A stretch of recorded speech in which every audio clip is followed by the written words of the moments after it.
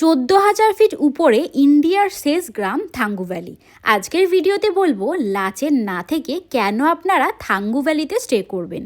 Gangtok two Thangu valley ভায়া লাচেন রাস্তার অবস্থাই বা এখন কেমন, মঙ্গনের ব্রিজ ভেঙে যাওয়ার পর কোন রুট হয়ে নর্থ সিকিম যাবেন সেটা তো বলবোই।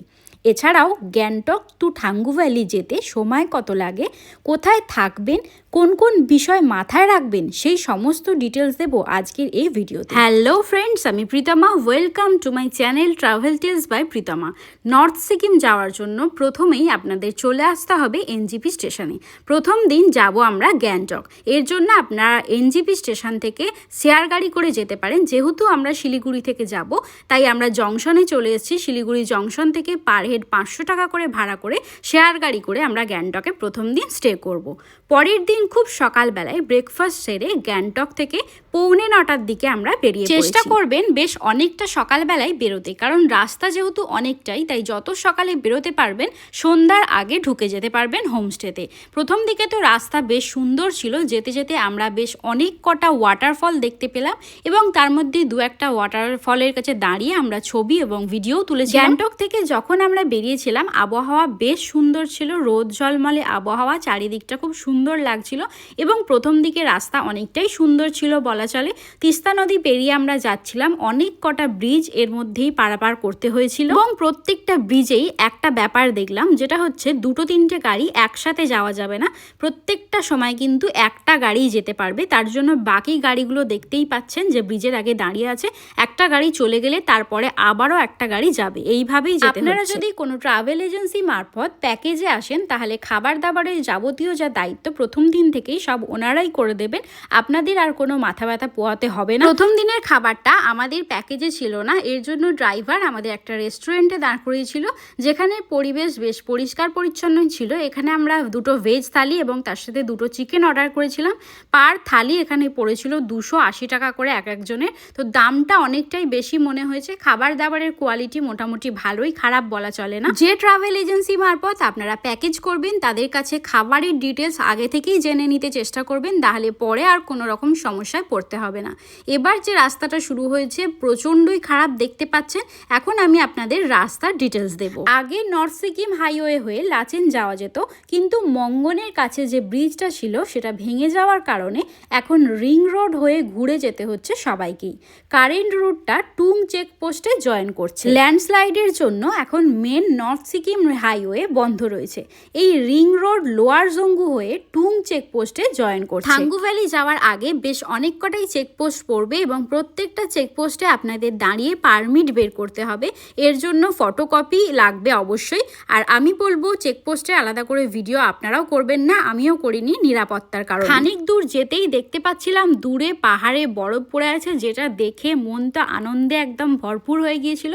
আমরা এরপরে যে রাস্তাটা দিয়ে যাচ্ছিলাম সেটা মারাত্মক খারাপ রাস্তা ছিল, কিন্তু এরপরেও এর থেকেও ভয়ঙ্কর রাস্তা আমাদের জন্য অপেক্ষা করছিল। চারিদিকেই রাস্তায় কাজ হচ্ছিল, কারণ যেহেতু ধস নেমেছে এদিক ওদিক, কারণ বৃষ্টি এখন হওয়া শুরু হয়ে গিয়েছে। আর আমাদেরও খানিক দূর যাওয়ার পর বৃষ্টি আরম্ভ হয়ে গেল। প্রথম দিকে তো আবহাওয়া বেশ ভালো ছিল, পরের দিকে বৃষ্টি আরম্ভ হতেই রাস্তা একদম কাদা কাদা হয়ে গেল। চারিদিকে প্রচণ্ড বাজে রাস্তা, আর কিছু কিছু জায়গায় তো এমন রাস্তা ছিল যেখানে পাহাড়গুলো একদম গাড়ির ওপর ঝুলে পড়েছে। রাস্তাটাও প্রচণ্ড সরু। 2023 সালে যে ঘটনাটা ঘটেছিল তিস্তার, সেই সময় যে অবস্থা হয়েছিল সেটা সচক্ষে দেখলাম। এখন পুরো চারিদিক ধস নেমে ভেঙে ভুঙে একাকার হয়ে গেছে, কত বাড়ি যে ভেঙে গেছে তার কোনো ঠিক ঠিকানা নেই। দীর্ঘ অনেকক্ষণ যাত্রা করার পর এবার আমরা লাচেনের দিকে ঢুকবো।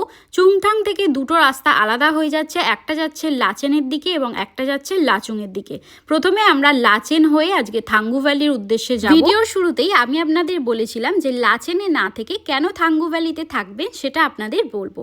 তো থাঙ্গু ভ্যালিতে থাকার প্রধানত 2টো কারণ রয়েছে। প্রথম কারণটা হলো, আপনারা যদি থাঙ্গু ভ্যালিতে থাকেন, লাচেন থেকে থাঙ্গু ভ্যালির ডিস্টেন্সটা কিন্তু বেশ অনেকটাই। থাঙ্গু ভ্যালিতে থাকলে পরের দিন খুব সকালবেলা ভোর ভোর আপনারা গুরুদংমার লেক এবং তার সাথে কালাপাত্থার ঘুরে নিয়ে লাচুংয়ে পৌঁছে যেতে পারবেন। সেই লাচেনে থাকলে অনেক সময় যেটা হয়, লাচেন থেকে গুরুদংমার এবং কালাপাত্থার আসতে কিন্তু বেশ অনেকটাই সময় লাগে এবং ডিস্টেন্সটাও বেশ অনেকটাই বেশি। আবহাওয়া সবসময় সমান থাকে না এবং রাস্তাতেও বিভিন্ন ধরনের কাজ হয়, হয়, যার জন্য অনেক সময় দুটো একসাথে ঘোরা সম্ভব হয় না। আমরা যখন গিয়েছিলাম তখনও এরকম ঘটনা ঘটেছিল। আমরা নিজেদেরকে খুবই লাকি মনে করি যে খুব সকালবেলা ভোর ভোর আমরা থাঙ্গু ভ্যালি থেকে গুরুদংমার লেক এবং তার সাথে কালাপাত্তার ঘুরে আমরা লাচুংয়ে পৌঁছে গিয়েছিলাম। দ্বিতীয় কারণটা তো আপনাদের বলবোই, তার আগে দেখাই আপনাদের লাচেন থেকে ঢোকার রাস্তাটা। মারাত্মক ছিল রাস্তাটা, পুরো পাহাড়টা একদম গাড়ির ওপর যেন ঝুলে পড়েছে। আর এই যে জায়গার অবস্থা, এটা কিন্তু ভয়ঙ্কর রকম মারাত্মক অবস্থা, মানে একদম ধস নেমে রাস্তার কিচ্ছু নেই। দেখতেই পাচ্ছেন চারিদিকে রাস্তায় কাজ চলছে। থাঙ্গু ভ্যালিতে থাকার দ্বিতীয় কারণ হচ্ছে এখানের প্রাকৃতিক সৌন্দর্য। চারিদিকে এত সুন্দর রকমারি ফুল আপনারা দেখতে পাবেন। এছাড়াও এখানে রয়েছে একটা পাহাড়ি নদী, যেখানে বসে আপনারা সময় উপভোগ করতে পারবেন। আমরা এই মুহূর্তে লাচেন পেরোচ্ছিলাম, আর আমরা যখন থাঙ্গু ভ্যালিতে স্টে করেছিলাম পরের দিনই সকালবেলায় ঘুম থেকে উঠে যখন পর্দাটা সরালাম, চারিদিকে একদম বরফে ছেয়ে গিয়েছিল। আর এটা দেখতেই কিন্তু এতদূর আসা, তাই না বলুন? আর একটা কথা বলি, থাঙ্গু ভ্যালি কিন্তু রিমোট এরিয়া, তাই সমস্ত রকম সুযোগ সুবিধা এখানে আপনারা নাও পেতে পারেন। তবে আমরা যে হোমস্টেটা ছিলাম সেটা কিন্তু সমস্ত রকম পরিষেবাই আমরা পেয়েছি। লাচেন পেরিয়ে থাঙ্গু ভ্যালি ঢোকার আগে যে রাস্তাটা এখন আমি আপনাদের দেখাচ্ছি, এটা কিন্তু মারাত্মক অবস্থায় রয়েছে, মানে খুবই ভয়ঙ্কর রকম অবস্থা। গাড়ি নিয়ে যে যাচ্ছি আমরা, আমাদের তো ভয় লাগছে। যারা এখান দিয়ে বাইক নিয়ে যাচ্ছে তাদের যা অবস্থা হচ্ছে সে তো আর বলার নয়। ভিডিওটা আমি এই কারণেই করেছি, পুরো রাস্তাটা আপনাদের দেখানোর চেষ্টা করেছি, যাতে আপনারা যারা বাইক নিয়ে আসবেন তারা বুঝতে পারেন রাস্তার কীরকম অবস্থা রয়েছে। সত্যি কথা বলতে রাস্তা বলতে এখানে কিছুই নেই। ব্রিজটা পার করার পর পুরো মাটি একদম কাদা হয়ে গেছে, যেহেতু এখন বৃষ্টি শুরু হয়ে গেছে বেশ কিছুদিন থেকেই। আর ডান দিক থেকে ধস নেমে একদম যাতা অবস্থা, যে কোনো মুহূর্তে আবারও ধস নামতে পারে। বাঁ দিকটা দেখতেই পাচ্ছেন পুরো একদম খাদ, আর নিচে দিয়ে বয়ে চলেছে তিস্তা নদী। তো যারা বাইক নিয়ে আসবেন বলে চিন্তা ভাবনা করছেন, আগে পুরো ভিডিওটা ভালো করে দেখে নেবেন, তারপর সিদ্ধান্ত নেবেন। যদিও প্রচুর বাইকার এখানে এসেছে, আমরা আস্তে আস্তেই প্রচুর বাইকারদের দেখতে পাচ্ছিলাম। আমাদের আস্তে আস্তে মোটামুটি 10 ঘন্টা লেগে গেছে থাঙ্গু ভ্যালিতে। আমরা অনেক সকালবেলায় বেরিয়েছিলাম এবং ঢুকেছি 6:45টার দিকে। মোট 10 ঘন্টা ট্রাভেল করেছি। যেহেতু এটা রিমোট এরিয়া, আগেই বলেছি এখানে সমস্ত সুযোগ সুবিধা থাকে না, কিন্তু তাও আমাদের রুমটা দেখে আমি তো অবাক হয়েছি। আমি এতটাও আশা করিনি, এত ভালো রুম এবং এত ভালো ব্যবস্থাপনা। এনাদের ব্যবহারও খুব অমায়িক ছিল।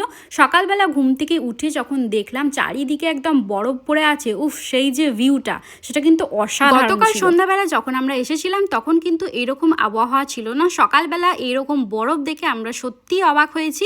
যদি এরকম এপ্রিল মে মাসে বরফ পেতে চান তাহলে আপনাদের আসতে হবে থাঙ্গু ভ্যালিতে। লাচেনে বসে কিন্তু এই ধরনের বরফ আপনারা পাবেন না। আর এইখানে মূলত আসে বাইকাররা, আমরা এসেছি গাড়িতে, আপনারাও চাইলে গাড়িতে আসতে পারেন। আর দেখতেই পাচ্ছেন জানলাটা যখন খুলছি প্রচুর বাইক এখানে দাঁড়িয়ে আছে, আর প্রত্যেকটা বাইকের মাথায় কিন্তু বরফ পড়ে ভর্তি হয়ে আছে। রাস্তার এপারে ওপারে দুটো হোমস্টেই কিন্তু এনাদের, এবং এনাদের ব্যবহারও ভীষণ ভালো। আপনারা চাইলে হোমস্টের ভিডিও দেখে নিতে পারেন। আমার চ্যানেলে আলাদা করে একটা হোমস্টের ভিডিও করা আছে, যার লিঙ্ক আমি ডেসক্রিপশন বক্সে দিয়ে দেবো, ওখান থেকে আপনারা চাইলে চেক করে নিতে পারবেন। সিকিম ট্যুরের বাকি সিরিজগুলো দেখার জন্য আমার চ্যানেলটাকে সাবস্ক্রাইব করতে কিন্তু ভুলবেন না। আর ভিডিওটা আপনাদের কেমন লাগলো সেটাও কমেন্টে জানাবেন। আর এর উপর আপনারা কী ধরনের ভিডিও দেখতে চাইছেন সেটাও কমেন্ট করবেন। এছাড়াও যদি আপনাদের এই বিষয়ে আরও কোনো তথ্য জানার থাকে সেটা আপনারা কমেন্টের মাধ্যমে জানাতে পারেন, আমি যথাযথ রিপ্লাই দেওয়ার চেষ্টা করব। তো আজকের ভিডিওটা এই পর্যন্তই, আবার দেখা হচ্ছে পরের সিরিজে।